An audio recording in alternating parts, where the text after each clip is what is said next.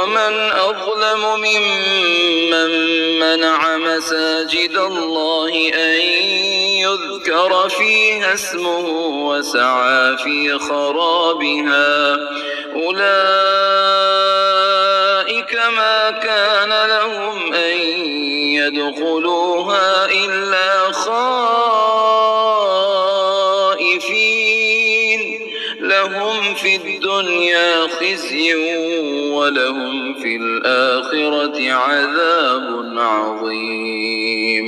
اور اس شخص سے بڑا ظالم کون ہوگا جو اللہ کی مسجدوں پر اس بات کی بندش لگا دے کہ ان میں اللہ کا نام لیا جائے اور ان کو ویران کرنے کی کوشش کرے۔ ایسے لوگوں کو یہ حق نہیں پہنچتا کہ وہ ان مسجدوں میں داخل ہوں مگر ڈرتے ہوئے۔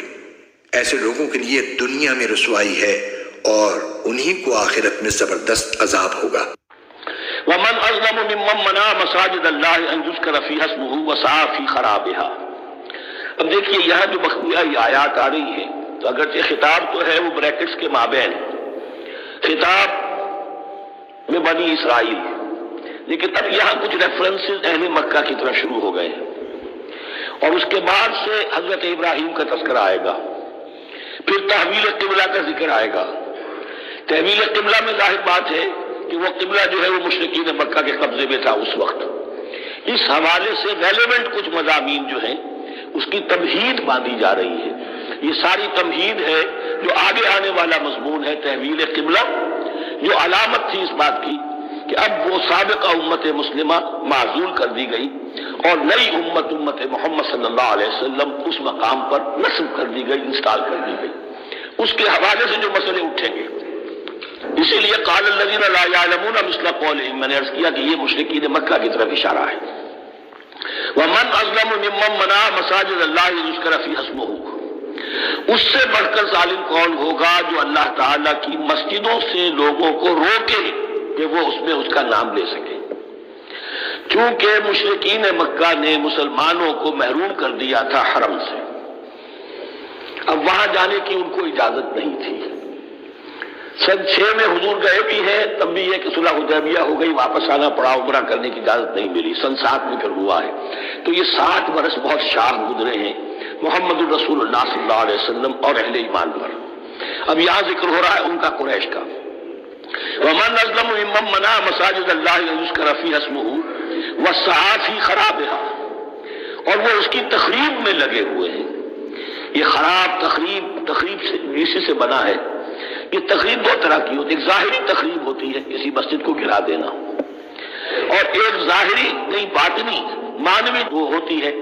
وہ جو تخریب ہے وہ یہ ہے کہ توحید کی بجائے اسے شرک کا اڈا بنا دیا ہے۔ وہ تو دنیا کے بت قدوں میں پہلا وہ گھر خدا کا، ہم اس کے پاسباں ہیں، وہ پاسباں ہمارا، 360 بت رکھ دیے گئے اس گھر میں لا کر، جو ابراہیم نے تعبیر کیا تھا توحید خالص کے لیے۔ وسعی فی خرابہا، یہ لفظ ذرا نوٹ کر لیجئے، یہ ایک حدیث میں بھی آیا ہے، بڑی دلدوز حدیث ہے، اور میں چاہتا ہوں کہ آپ اسے ذہن میں رکھیں۔ حضور نے فرمایا یوشک ان یاتی علی الناس زمان، اندیشہ ہے کہ لوگوں پر یعنی میری امت پر ایک زمانہ ایسا بھی آ جائے گا، اب گنتے جائیے، لا یبقى من الاسلام الا اسمہ، اسلام میں سے اس کے نام کے سوا کچھ نہیں بچے گا، ولا يبقى من القرآن الا رسمہ، قرآن میں سے اس کی رسم الخط، الفاظ اور حروف کے سوا کچھ نہیں بچے گا۔ اسی کی اللہ تعالیٰ نے ضمانت دی ہے، یہ محفوظ رہے گا رسم عثمانی۔ مساجدہم عامرۃ، ان کی مسجدیں آباد تو بہت ہوں گی، وہی خراب من الہدیٰ، ہدایت سے خالی ہو جائیں گے۔ یہ خراب کے لفظ سے یا خراب من الہدیٰ، وعلماؤہم شر الناس تحت عدیم السماء، اور ان کے علماء آسمان کی چھت کے نیچے کی بدترین انسان ہیں۔ من عندہم تخرج الفتنۃ وفیہم تعود، فتنہ انہی کے اندر سے برآمد ہوگا، انہی میں گھس جائے گا، یعنی ان کا کام فتنہ انگیزی، مخالفت، جنگ و جدال، بھڑکانا، اپنے اپنے فرقے کے لوگوں کے جذبات کو بھڑکاتے رہنا اور مسلمانوں کے اندر اختلافات کو ہوا دینا، یہی ان کا کام رہ جائے گا۔ آج جن کو ہم علماء کہتے ہیں ان کی عظیم اکثریت اس کیفیت سے دوچار ہو چکی ہے۔ جب مذہب اور دین پیشہ بن جائے تو کوئی خیر اس میں باقی نہیں رہتا کہ دین اور مذہب پیشہ نہیں تھا۔ اسلام میں کوئی پیشوائیت نہیں، اسلام میں کوئی پاپائیت نہیں، اسلام میں کوئی برہمنزم نہیں۔ اسلام تو ایک کھلا، ہر شخص کتاب اللہ پڑھے، ہر شخص عربی سیکھے، ہر شخص کو امامت کے قابل ہونا چاہیے، ہر شخص اپنی بچی کا نکاح خود پڑھائے، ہر شخص اپنے والد کا جنازہ خود پڑھے۔ یہ جو ہم نے پیشہ بنا دیا ہے اور پھر انہیں پیسے دیتے، ظاہر بات ہے کہ اس پیشے کے اندر تو پیشے میں عیب نہیں، رکھیے نہ فرحاد کو نام، تو پیشہ میں تو جو کچھ پیشہ ورانہ چشمکیں ہوتی ہیں اور جو خباثتیں ہوتی ہیں وہ آتی ہیں۔ لیکن ساتھ ہی یہ بات واضح رہے کہ علماء حق سے دنیا خالی نہیں ہوگی، علماء حق بھی ہیں، لیکن کسی کے ماتھے پر لکھا ہوا نہیں ہوتا کہ یہ علماء حقانی میں سے اور یہ علماء سر میں سے ہے۔ باقی یہ صحیح بات ہے کہ اکثریت ادھر جا چکی ہے، ورنہ امت کا بیڑا غرق نہ ہوتا، سیدھی سیدھی بات۔ یہ بیڑا غرق ہوا ہے تو آخر کوئی سبب ہے۔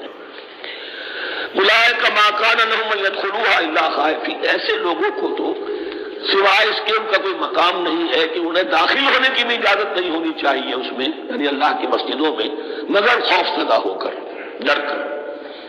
لہم فی الدنیا خزی، ان کے لیے دنیا میں بھی رسوائی اور ذلت ہے، ولہم فی الآخرۃ عذاب عظیم، اور آخرت میں ان کے لیے عذاب عظیم ہے۔